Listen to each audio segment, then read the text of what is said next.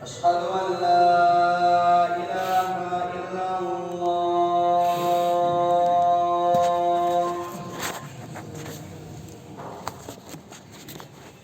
أشهد أن محمدا رسول الله.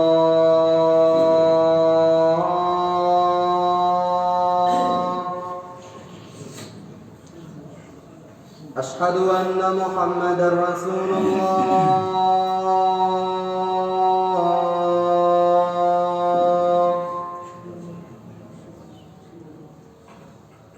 حي على الصلاة.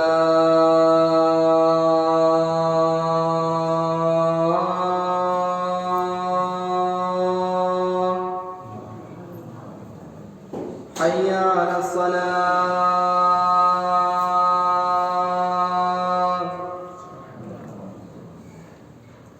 حي على الفلاح.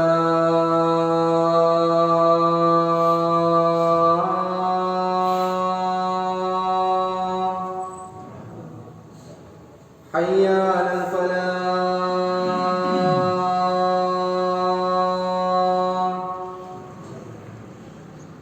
الله أكبر الله أكبر. لا إله إلا الله.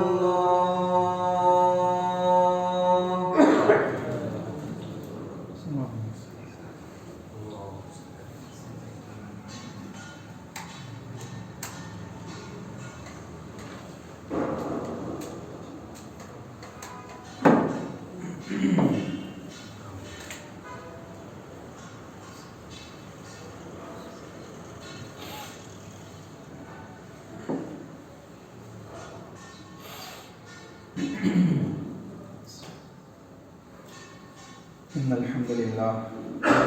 نحمده ونستعينه ونستغفره ونعوذ بالله من شرور أنفسنا ومن سيئات أعمالنا. من يهده الله فلا مضل له ومن يضلل فلا هادي له. وأشهد أن لا إله إلا الله وحده لا شريك له وأشهد أن محمدا عبده ورسوله. أما بعد فإن خير الحديث كتاب الله وخير الهدي هدي محمد صلى الله عليه وسلم وشر الأمور محدثاتها وكل محدثة بدعة وكل بدعة ضلالة وكل ضلالة في النار. وقال الله تعالى في كتابه المجيد: فأعوذ بالله من الشيطان الرجيم. بسم الله الرحمن الرحيم. يا أيها الناس اتقوا ربكم الذي خلقكم من نفس واحدة وخلق منها زوجها وبث منهما رجالا كثيرا ونساء واتقوا الله الذي تساءلون به والأرحام إن الله كان عليكم رقيبا.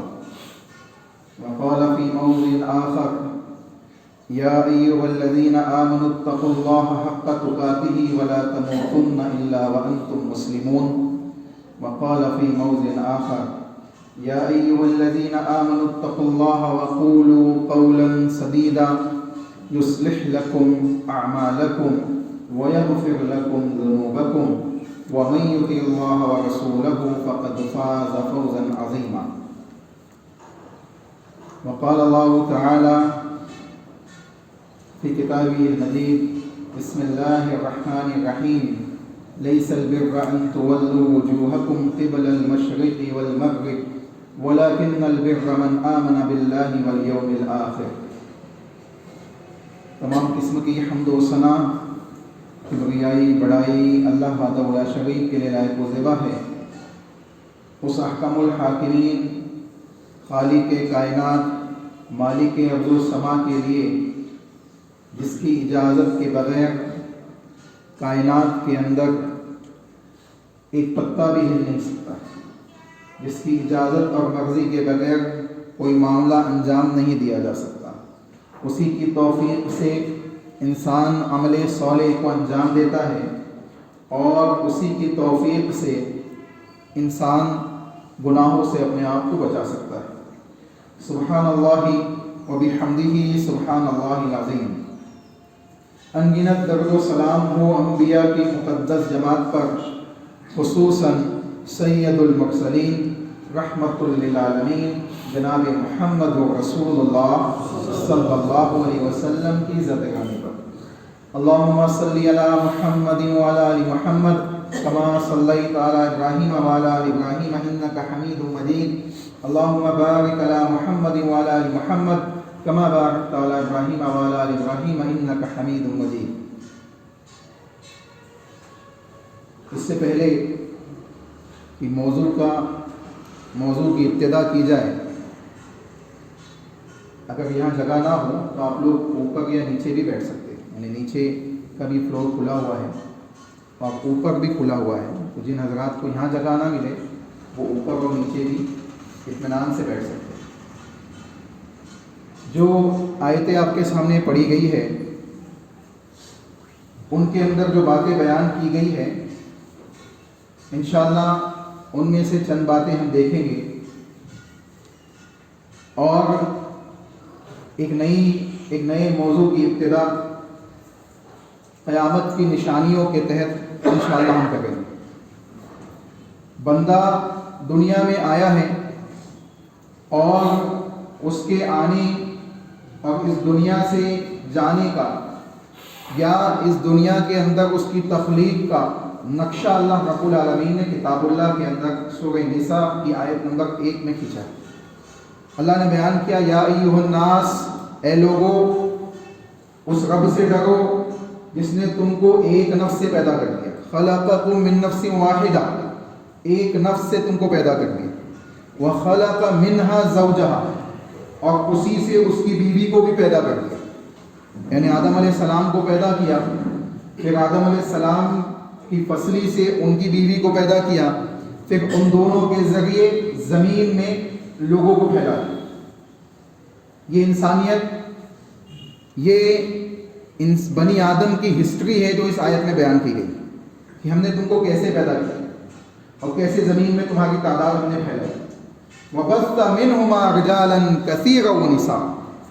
वबस्ता, और हमने फैला दिया कसीर तादाद में मर्द व ज़न को ज़मीन के अंदर, आदम और हव्वा अलैहिमुस्सलाम के ज़रिए। दूसरी आयत में जो खुतबा मसनूना के अंदर पढ़ी गई और रसूल अकरम सल्लल्लाहु अलैहि वसल्लम मुसलसल खुतबात के अंदर पढ़ते, या अय्युहल्लज़ीना आमनुत्तकुल्लाह हक़्क़ तुक़ातिही वला तमूतुन्ना इल्ला व अंतुम मुस्लिमून। ऐ ईमान वालो, अल्लाह के तक़वे को अपनाओ, हक़्क़ तुक़ातिही, जैसे कि उसके तक़वे को अपनाने का हक़ है, जैसे कि उसके तक़वे को अपनाने का हक़ है। वला तमूतुन्ना इल्ला व अंतुम मुस्लिमून, और जब इस दुनिया से जाओ, इस दुनिया से तुम्हारी रुखसती हो, तुम्हें मौत आए, तो कैफियत क्या हो? तुम ईमान वाले हो, तुम मुसलमान हो, तुम अल्लाह उसके रसूल के मानने वाले हो। एक इंसान पूरी ज़िंदगी अल्लाह की इबादत के साथ गुजारे,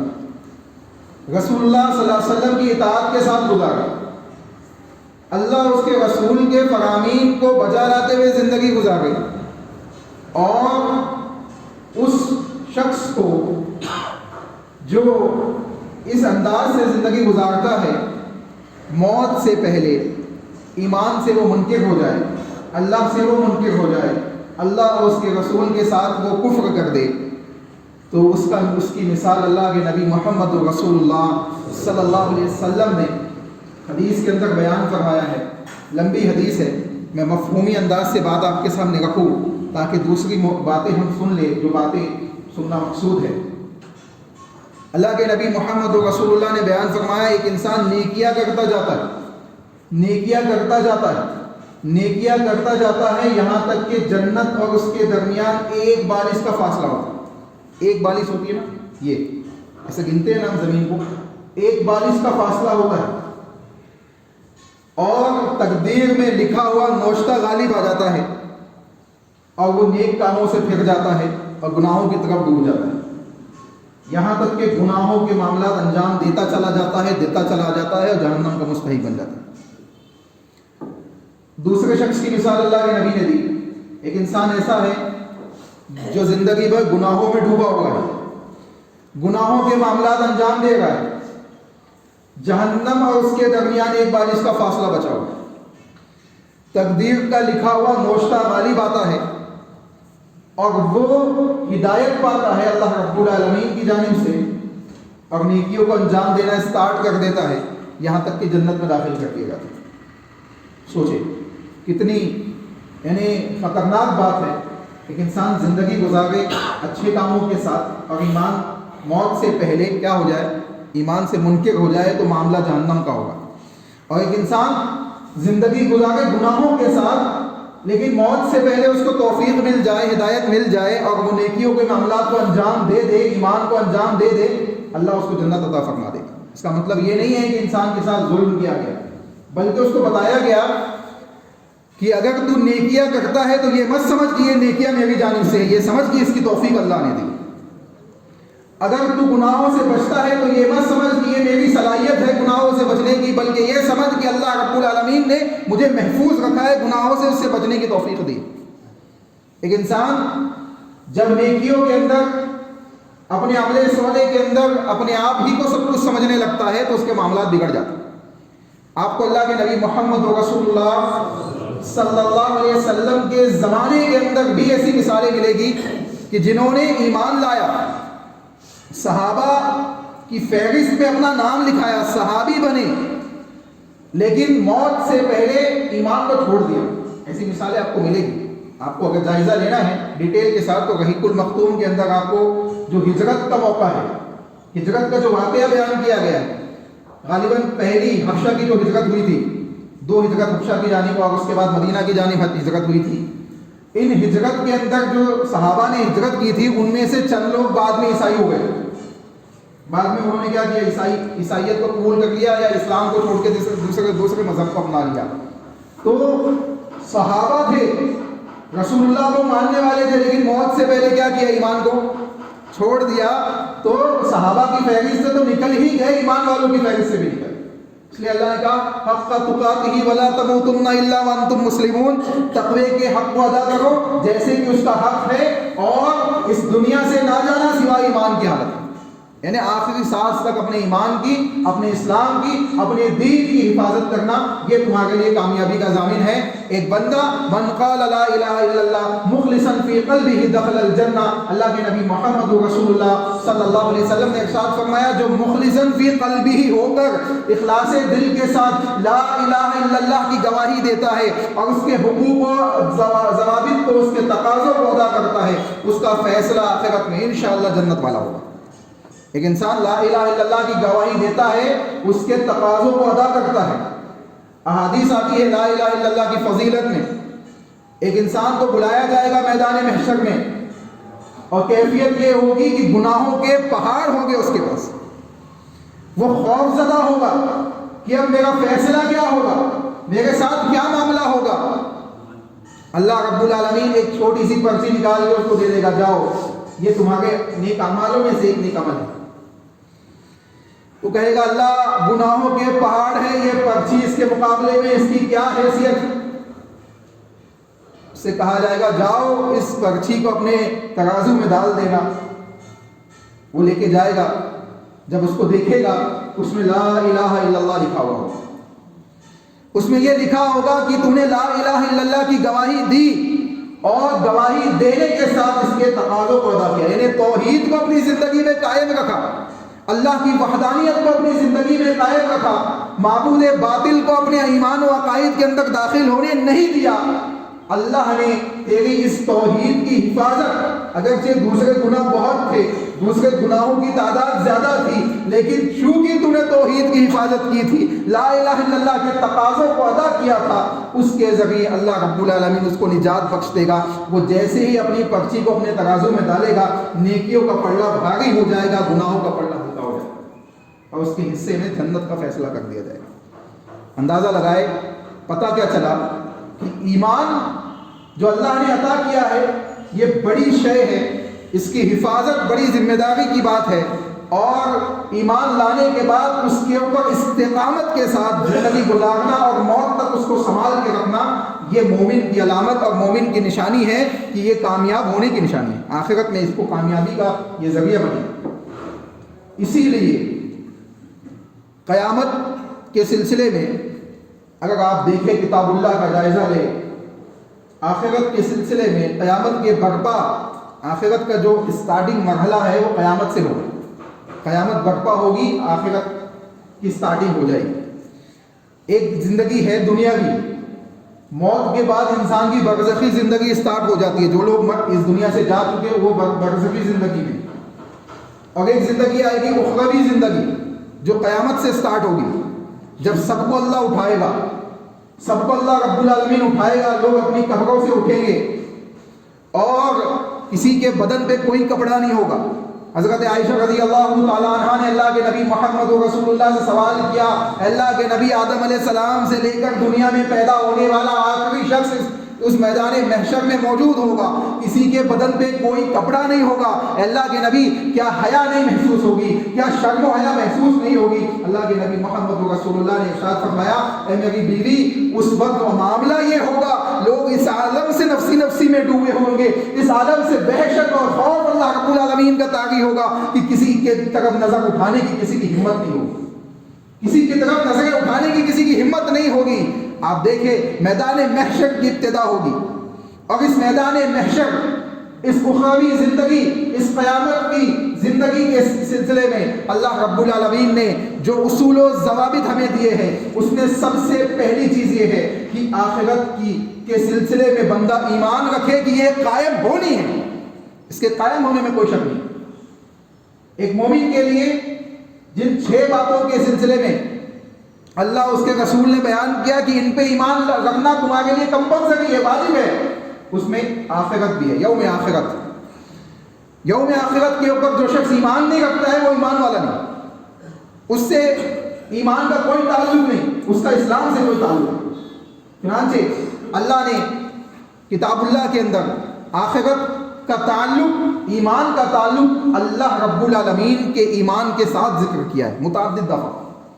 چنانچہ اس کی ابتدا یعنی قیامت کی ابتدا آخرت سے ہوگی، آخرت کے دن سے ہوگی، اور یہاں سے معاملہ قیامت کی ایک نشانیاں اس سے پہلے ہوگی، جو قیامت کی نشانیاں تو ہم دنیا میں دیکھیں گے، لیکن اس کے برپا ہونے کی جو کیفیت اسٹارٹ ہوگی وہ اخروی زندگی کی ابتدا آخرت کے دن سے ہوگی، اور حساب و کتاب اور دوسرے تمام معاملات جو بیان کیے گئے۔ اسی لیے پہلے ہم دیکھیں گے کہ آخرت کے اوپر ایمان رکھنا اور اس کے فوائد، اس کی اہمیت کیا ہے۔ آئیے میں چند آیتیں آپ کے سامنے رکھتا ہوں۔ اللہ نے بیان کیا، لیس البر ان تولوا وجوہکم قبل المشرق والمغرب، نیکی یہ نہیں ہے کہ تم مشرق یا مغرب کی طرف رخ کر لو، مشرق یا مغرب کی طرف رخ کر لو۔ ایک لمبا پس منظر ہے اس کے سلسلے میں، جب قبلے کی تحویل ہوئی تو مشرکین مکہ اور اسی طریقے سے یہودیوں نے اس بات کے اوپر اعتراضات کیے کہ ابھی تک تو بیت المقدس کو انہوں نے قبلہ بنایا ہوا تھا، اللہ کے نبی صلی اللہ علیہ وسلم اور صحابہ نے،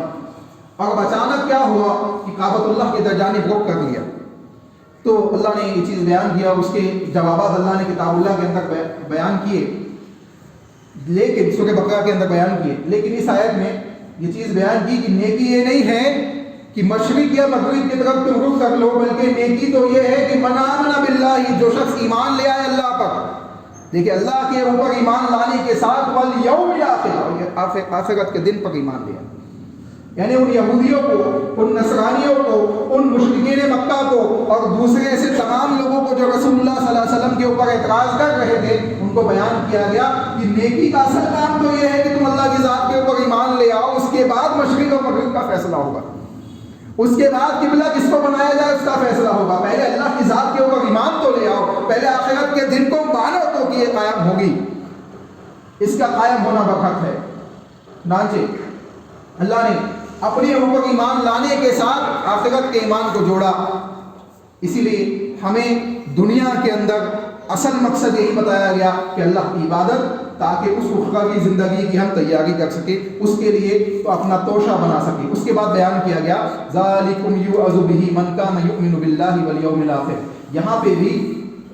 ایمان کو اللہ رب العالمین کے ایمان کے ساتھ آخرت کے ایمان کو جوڑا گیا، کہا ذالکم یوعظ بہ، یہ نصیحت ہے ان لوگوں کے لیے، من کان یؤمن باللہ والیوم الاخر، جو اللہ پر اور یوم آخرت پر ایمان لاتے ہیں، ومن یتق اللہ یجعل لہ مخرجا، جو اللہ سے ڈرے گا اللہ اس کے لیے راستے بنا دے گا، جو اللہ کا خوف اختیار کرے گا، اللہ کے تقوی کو اپنائے گا، اللہ اس کے لیے مختلف راستے نکال دے گا، دنیا و آخرت کے اندر اس کے لیے آسانیاں پیدا کر دے گا، اس کے لیے راستے کھول دے گا، اس کے لیے مختلف راہیں بنا دے گا۔ مطلب یہ ہے کہ چاہے رزق کا معاملہ ہو، چاہے دنیاوی مصیبت اور تکالیف کا معاملہ ہو، چاہے فتنوں کے زمانے کا معاملہ ہو، اگر بندہ اللہ کے تقوی کے ساتھ زندگی گزارنے والا ہے تو راستے اس کے لیے آسانی کے نکلتے چلے جائیں گے، اور یہ نکالنے والی ذات اللہ کی۔ چنانچہ معلوم پڑا کہ یہاں پہ بھی آخرت کے اوپر ایمان لانا اللہ نے اپنے ایمان کے ساتھ جوڑ کے بیان کیا کہ جو لوگ اللہ پہ ایمان لاتے ہیں اور آخرت پہ ایمان لاتے ہیں ان کے لیے اللہ راستے کھول دے گا اگر وہ تقوی کو اپنائیں۔ یہ تین باتیں بیان کی گئی، ایک اللہ کی ذات کے اوپر ایمان، ایک آخرت کی ذات کے آخرت کے دن کے اوپر ایمان، تیسری چیز اللہ کے تقوی کو اپناتے ہوئے زندگی گزارنا۔ اب یہ تینوں چیزیں اگر اپلائی کر لیں، دوسرے ایمان کی جو تقاضے ہیں ان کو تو اپلائی کرنا ہی ہے، اگر یہ تینوں چیزیں اپلائی کر لے بندہ، تقوی کو اپنا لے ان ایمانیات کے ساتھ، تو یقینی طور پہ دنیا و آخرت کی زندگی اس کے لیے آسان ہو جائے گی۔ اس کے بعد تیسری آیت میں اللہ نے بیان کیا، سابقوا الی مغفرۃ من ربکم، اے لوگو اللہ کی مغفرت کی طرف دوڑ پڑو، جلدی کرو، سابقوا جلدی کرو، دوڑ پڑو۔ میں دوڑ پڑو کا ترجمہ اس لیے کر رہا ہوں کہ دوڑ کے انسان کسی چیز کو جلدی حاصل کرنے کی کوشش کرتا ہے، اسی انداز میں بیان کیا، سابقوا جلدی کرو، دوڑو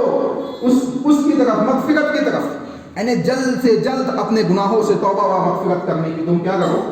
جلدی کرو، کوشش کرو، جستجو اور جدوجہد میں لگ جاؤ۔ من ربکم، اپنے رب سے مغفرت کرو، وجنۃ ارضھا کارض السماء والارض، اور اس جنت کی طرف دوڑ پڑو، اس جنت کی طرف جلدی کرو جو جس کا عرض، جس کی چوڑائی آسمان و زمین کی خلا کے برابر۔ اس کی چوڑائی کا اندازہ یہ ہے کہ آسمان و زمین کی جو خلا ہے اس کی چوڑائی اللہ رب العالمین نے اس انداز سے بیان کی ہے۔ چنانچہ آگے بیان کیا، ذالک فضل اللہ یؤتیہ من یشاء، یہ اللہ کا فضل ہے۔ اس کے بعد ایک اور وعدہ بھی کیا گیا، اعدت للذین آمنوا، اللہ وعدہ کرتا ہے جو لوگ ایمان لائے ان سے، باللہ اللہ کی ذات کے اوپر جنہوں نے ایمان رکھا، ورسولہ اس کے رسول کے اوپر جنہوں نے ایمان رکھا، ذالک فضل اللہ یؤتیہ من یشاء، یہ اللہ کا فضل ہے، اللہ جسے چاہتا ہے عطا کر دیتا۔ پتہ چلا کہ ایمان اللہ کا کیا ہے، فضل ہے، ہر ایک کو اللہ اس کی توفیق نہیں دیتا۔ آپ کو توفیق دی ہے تو آپ خوش نصیب ہے، مجھے توفیق دی ہے تو میں خوش نصیب ہوں کہ اللہ نے ان تمام انسانوں میں سے ہمیں منتخب کیا کہ ہم اللہ کے اوپر ایمان رکھنے والے بنے، اللہ کے رسول محمد رسول اللہ کی شریعت کو ماننے والے بنے، آخرت کے دن کو تسلیم کرنے والے بنے کہ یہ قائم ہوگی اور حساب و کتاب کا دن قائم ہوگا، اگر جنت و جہنم کا فیصلہ ہوگا، دنیا کے اندر عدل و انصاف نہیں ہوا تو کوئی مسئلہ نہیں آخرت میں ہوگا۔ اس ایمان کے ساتھ بندہ زندگی گزار لے، زندگی آسان ہو جاتی ہے۔ اس کو معلوم ہے کہ اگر دنیا میں کوئی اس پہ ظلم کرنے والا ہے تو آخرت میں اللہ رب العالمین ہے جو اس ظلم کا حساب اس کو دلانے والا ہے۔ وہ مطمئن رہتا ہے کہ آخرت کا دن تو قائم ہوگا ہی، اگر دنیا میں انصاف نہیں بھی ملا تو آخرت میں مل جائے گا۔ یہ ایمان اس کے دل کا سکون ہے، یہ ایمان اس کے گناہوں سے بچنے کا ذریعہ ہے، یہ ایمان اس کے نیکیوں کا ذریعہ ہے، نیکیوں میں آگے بڑھنے کا ذریعہ۔ جب یہ بات دل میں ہوگی کہ آخرت قائم ہوگی اور جنت اور جہنم کا فیصلہ ہوگا تو نیکیوں میں آگے بڑھے گا کہ اس جنت کو حاصل کر لوں، اور جب یہ بات دل میں ہوگی کہ اسی آخرت میں جہنم بھی مل سکتی ہے تو گناہوں سے پیچھے ہٹے گا، تو گناہوں سے پیچھے ہٹے گا اور اپنے آپ کو محفوظ رکھے گا۔ چنانچہ اللہ نے کہا یہ اللہ کا فضل ہے، اللہ ہر کسی کو یہ فضل عطا نہیں کرتا، جس کو چاہتا ہے عطا کرتا ہے۔ اس کے بعد بیان کیا گیا، یوم نقول لجہنم، اس دن پوچھا جائے گا، جس دن پوچھا جائے گا، جس دن ہم پوچھیں گے، اللہ نے کہا یوم نقول لجہنم، ہم جہنم سے پوچھیں گے، اللہ اکبر، جہنم سے پوچھا جائے گا، حل امتلاتی وتقول حل من مزید، جہنم سے پوچھا جائے گا، اے جہنم کیا تو مکمل ہو چکی ہے، کیا تو بھر چکی ہے، اللہ اکبر، اللہ پوچھے گا جہنم سے، اور جہنم کہے گی حل من مزید، اے اللہ کیا کوئی اور بھی باقی ہے جو تیرا نافرمان ہے، جو جس نے تیرے اوپر ایمان نہ لایا ہو، گناہوں اور معصیت کے ساتھ زندگی گزاری ہو، اے اللہ حل من مزید، کیا کوئی اور بھی ہے؟ اللہ اکبر. حدیث میں آتا ہے، لمبی حدیث ہے، کہ جہنم سے پوچھا جائے گا. اور جہنم کے سلسلے میں یہ کیفیت بھی اللہ کے نبی محمد رسول اللہ صلی اللہ علیہ وسلم نے بیان کی کہ جہنم کی شدت اس انداز سے ہے کہ جہنم نے اللہ سے سوال کیا کہ اے اللہ، مجھے سال کے اندر کچھ ایام یا کچھ مہینوں کے اندر مجھے سانس لینے اور چھوڑنے کی اجازت ہے. وجہ کیا ہے کہ میری گرمی کی شدت سے میں اپنے ہی اعضاؤں کو، یعنی جو حصے ہیں اس کو جلا گئی ہوں. اتنی شدید یعنی جہنم کی آگ ہے. سے کہا جائے گا حل من مزید، وہ کہے گی کہ اللہ کوئی اور بھی ہے جس کو داخل کرنا ہے جہنم کے اندر. ان تمام آیتوں سے بات معلوم پڑتی ہے کہ آخرت کا دن قائم ہو کے رہے گا، اور اس سے پہلے قیامت کی نشانیاں ظاہر ہوگی، قیامت کے اثرات ظاہر ہوگے، قیامت کے معاملات ظاہر ہوگے، جو دنیا کے اندر لوگوں کو بتائیں گے کہ جو باتیں محمد رسول اللہ صلی اللہ علیہ وسلم نے 1450 سال پہلے آج سے بیان کی ہے، وہ باتیں مذاق نہیں تھی، وہ باتیں کہانی یا افسانے نہیں تھے، وہ قصے نہیں تھے، وہ حقیقت تھی. آج لوگوں کے اندر بڑے ہی افسوس کی بات ہے، آج معاشرے کے اندر دیکھیں، دوسروں کو ہم نہ کہیں بلکہ خود اپنا محاسبہ کریں، ایمان والے اپنا محاسبہ کریں. ہمیں معلوم پڑتا ہے کہ قیامت کی ایسی ایسی نشانیاں جو صحابہ سے متعدد حدیث سے ثابت ہیں ان کے منکر. دجال جس کو اللہ کے نبی نے سب سے بڑا فتنہ بیان کیا کائنات کا، جس کے سلسلے میں بیان کیا گیا کہ اگر اس سے محفوظ رہنا چاہتے ہو تو سورۃ الکہف کی ابتدائی 10 آیتوں کی تلاوت کیا کرو. اور سورۃ الکہف کی پوری سورت کو تلاوت کرنا بھی رسول اللہ صلی اللہ علیہ وسلم کی سنت اور صحابہ کی سنت میں سے شامل ہے کہ جمعہ کے دن وہ پڑھتے. اور اس کے سلسلے میں فضیلت آئی ہے کہ اگر ایک انسان جمعہ کے دن سورۃ الکہف کی تلاوت کرتا ہے تو اللہ رب العالمین ایک روشنی اس کو عطا کرتا ہے جو اس کے اور کعبۃ اللہ کے درمیان ہوتی ہے، جو ایک ہفتے تک اس کے ساتھ ہوتی ہے، ایک جمعہ سے دوسرے جمعہ کے درمیان. اور یہ دجال صرف دجال کے فتنے سے محفوظ ہونے کا ذریعہ ہے. اگر سورۃ الکہف کی تلاوت کرنے والا شخص جو مسلسل ہر جمعہ کو سورۃ الکہف کی تلاوت کرتا ہے، دجال اس کی زندگی میں ظاہر ہو جائے تو دجال کے فتنوں کا اس کے اوپر کوئی اثر نہیں ہوگا، اللہ اس کو محفوظ کر لے گا. اس سے کتنی عظیم بات، جو چیزیں اللہ کے نبی نے اوتھینٹک حدیثوں میں بیان کی. حضرت تمیم داری رضی اللہ تعالیٰ عنہ نے اپنی آنکھوں سے دجال کو دیکھا، ان کا واقعہ انہوں نے بیان کیا. صحیح مسلم کی حدیث ہے. انشاءاللہ وہ تمام باتیں علامت قیامت کے اندر ہم سنیں گے. لیکن آج افسوس یہ ہے کہ ان سب باتوں کو ہم افسانہ کہتے ہیں، اس کو ہم کہانی کہتے ہیں، اس کو ہم قصے کہتے ہیں، اس کو ہم نے اپنی تعویلات کے اندر تعویل کر دیا ہے. یہ افسوس کی بات ہے. ہمیں چاہیے کہ محاسبہ کریں ایمان کا. کیوں؟ کیونکہ اگر ایسی اوتھینٹک چیزوں کے ہم منکر بنیں گے تو ہمارے ایمان کا خطرہ ہو جائے، ایمان بگڑ جائے گا. اور ایمانی معاملات جب بگڑیں گے تو اخروی زندگی بھی بگڑے گی، آخرت کے معاملات بھی بگڑیں گے. اور دنیا کے اندر انسان کی کیفیت وہی ہوگی کہ ابھی زندگی گزاری ہے نیکیوں کے ساتھ اور موت سے پہلے ایمانیات سے منکر ہو گیا ہے اور فیصلہ جہنم کا ہو گیا ہے، جیسے کہ حدیث ہم نے اسٹارٹنگ میں سنی. اللہ سے دعا ہے کہ اللہ ہمیں صحیح معنوں میں ان باتوں کو سمجھنے کی توفیق عطا فرمائے. علامت قیامت کے بیان کرنے کا مقصد یہ ہے کہ جو جن چیزوں کے سلسلے میں رسول اللہ صلی اللہ علیہ وسلم نے بیان کیا ہے کہ یہ چیزیں قائم ہوگی، قیامت کی یہ علامتیں ہیں، وہ یقینی طور پہ ہونی ہیں، وہ ہونی ہے. لیکن بیان کرنے کا اور سننے اور سنانے کا مقصد یہ ہوتا ہے کہ ہم اپنے ایمان اور اپنے معاملات اور اپنے اعمال ایسے بنائیں کہ ہم ان فتنوں سے، ان نشانیوں سے اپنے آپ کو بچا لیں. کیوں؟ کیونکہ وہ اچھی چیز نہیں، اچھی چیز نہیں ہے. اللہ ہمیں محفوظ فرمائے. اللہ رب العالمین سے دعا ہے کہ اللہ ہمیں ایمان و عمل کی حفاظت کرنے کی توفیق عطا فرمائے، اپنے عمل صالح کے اندر مزید جستجو کرنے کی توفیق عطا فرمائے، گناہوں سے توبہ و استغفار کرنے کی توفیق عطا فرمائے. اللہ ہم سے جو گناہ سرزد ہوئے سے معاف فرما. اللہ میدان محشر میں جب لوگ جمع ہوں گے اور نفسی کا عالم ہوگا، اللہ اپنی رحمت میں ڈھانپ کر ہمیں جنت الفردوس میں جگہ عطا فرما. اللہ سیدھے ہاتھ والوں میں ہمیں شامل فرما. اللہ بنا حساب و کتاب جنت میں جانے والوں میں ہمیں شامل فرما. اللہ حوض کوثر سے جام پانے والوں میں ہمیں شامل فرما. اے اللہ ہم گنہگار ہیں، خطا کار ہیں، لیکن اللہ تیرے ہی عبادت کرتے ہیں، تیرے علاوہ کسی دوسرے کے سامنے نہیں جھکتے، کسی دوسرے سے دعائیں نہیں مانگتے. اے اللہ تجھ تیری ہی عبادت کرتے ہیں اور تیرے نبی محمد رسول اللہ صلی اللہ علیہ وسلم کی اطاعت کے مطابق کرتے ہیں. اے اللہ ہم تجھ سے سوال کرتے ہیں کہ تو ہمیں جنت میں اعلیٰ مقامات میں جگہ عطا فرما. جہنم کی آگ سے ہم تمام کی حفاظت فرما. جہنم کی آگ سے ہم تمام کی حفاظت فرما. جہنم کی آگ سے ہم تمام کی حفاظت فرما. اے اے اللہ عرش کے نیچے ہمیں جگہ عطا فرما، اے اللہ عرش کے نیچے ہمیں جگہ عطا فرما، اے اللہ ہم گنہگار ہیں، خطا کار ہیں، اے اللہ جب پل صراط سے گزرنے کا مسئلہ پیدا ہو تو ہمیں آسانی کے ساتھ گزار دے، ہمیں آسانی کے ساتھ گزار دے، اے اللہ ہم گنہگار ہیں، خطا کار ہے، اے اللہ تو اپنی رحمت میں ڈھانپ کر ہمیں جنت میں داخل فرما، اے اللہ ہم تجھ سے دعا کرتے ہیں کہ ہم جو دنیا میں موجود ہے اے اللہ ہمیں نیکیوں کی توفیق عطا فرما، ہمیں عمل صالح کی توفیق عطا فرما، گناہوں سے رجوع کرنے کی، توبہ و استغفار کرنے کی توفیق عطا فرما، اے اللہ جو لوگ جا چکے ہیں اس دنیا سے، اے اللہ جن کا انتقال ہو چکا ہے، جن کی موت ہو چکی ہے، اے اللہ ان کے لیے بھی ہم دعا کرتے ہیں کہ اللہ ان کی قبروں کو جنت کا باغ بنا، اے اللہ ان کے لیے جنت کی کھڑکیوں کو کھول دے، اے اللہ ان کو عذاب قبر سے محفوظ فرما، اے اللہ ان کے برزخی زندگی کے معاملات کو آسان فرما، اے اللہ ان کے لیے جنت کے معاملات کو آسان فرما، اے اللہ ان کو جنت الفردوس میں اعلیٰ مقامات عطا فرما، اے اللہ ان سے جو گناہ سرزد ہوئے ہیں اس کو معاف فرما، اے اللہ ہم گنہگار ہیں، خطا کار ہیں، اے اللہ لیکن تیرے ہی بندے ہیں، تیری رحمت وسیع ہے، ہمارے گناہوں سے زیادہ وسیع تیری رحمت ہے، یا اللہ تو ارحم الراحمین ہے، اے اللہ تو اپنے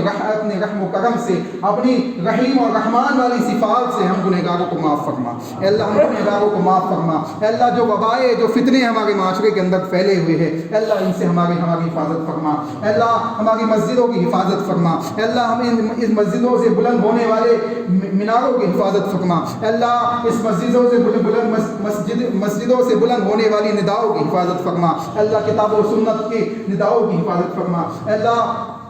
یہ مسجد جو تیرا گھر ہے اے اللہ ہم تجھ سے دعا کرتے ہیں کہ اس کو قائم کرنے کے سلسلے میں، اس کو آباد کرنے کے سلسلے میں اور اس کے تمام معاملات کے سلسلے میں جو ہم جستجو کر رہے ہیں اس کو قبول فرما اور اس میں ہماری مدد فرما، اس کے سلسلے میں ہمیں توفیق عطا فرما، اور اس میں جو نیکیاں ہم نے انجام دی ہے اے اللہ اس کو قبول فرما، اے اللہ اگر تو قبول نہیں فرمائے گا تو ہماری نیکیاں کسی کام کی نہیں ہوگی، اے اللہ ہماری نیکیوں کو تو قبول فرما، ہم جو بھی ٹوٹے پھوٹے انداز میں عبادات کو بجا لاتے ہیں اے اللہ اس کو قبول فرما، اے اللہ ہم سے جو غلطیاں سرزد ہوئی سے معاف فرما، اے اللہ ان مسجدوں کو قائم کرنے والوں کو دنیا و آخرت میں کامیابی عطا فرما، اے اللہ ان کو آباد کرنے والوں کو دنیا و آخرت میں کامیابی عطا فرما، اے اللہ ان میں خدمات کو انجام دینے والوں کو دنیا و آخرت میں کامیابی عطا فرما، اے اللہ یہ تیرا گھر ہے زمین پر، اے اللہ ہمارا ایمان ایسا نہیں، ہمارے اعمال ایسے نہیں کہ ہم اس کی حفاظت کر سکے، اے اللہ تو اپنی قدرت کاملہ سے ان مسجدوں کی حفاظت فرما، اے اللہ تو اپنی قدرت کاملہ سے ان مسجدوں کی حفاظت فرما اور ہمیں اپنی ایمان کے اندر اضافہ کرنے کی توفیق عطا فرما، آمین۔ ربنا تقبل منا انك انت السميع العليم وتب علينا انك انت التواب الرحيم برحمتك يا ارحم الراحمين۔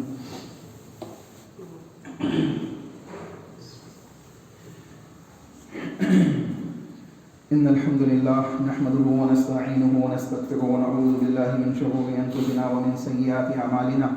من يهده الله فلا مضل له ومن يضلل فلا هادي له، واشهد ان لا اله الا الله وحده لا شريك له، واشهد ان محمدا عبده ورسوله، اما بعد فاعوذ بالله من الشيطان الرجيم، بسم الله الرحمن الرحيم، ان الله وملائكته يصلون على النبي يا ايها الذين امنوا صلوا عليه وسلموا تسليما، اللهم صل على محمد وعلى ال محمد كما صليت على ابراهيم وعلى ال ابراهيم انك حميد مجيد، اللهم بارك على محمد وعلى ال محمد كما باركت على ابراهيم وعلى ال ابراهيم انك حميد مجيد، عباد الله رحمكم الله، ان الله يأمر بالعدل والاحسان وايتاء ذي القربى وينهى عن الفحشاء والمنكر والبغي يعظكم لعلكم تذكرون، قوموا الى الصلاة۔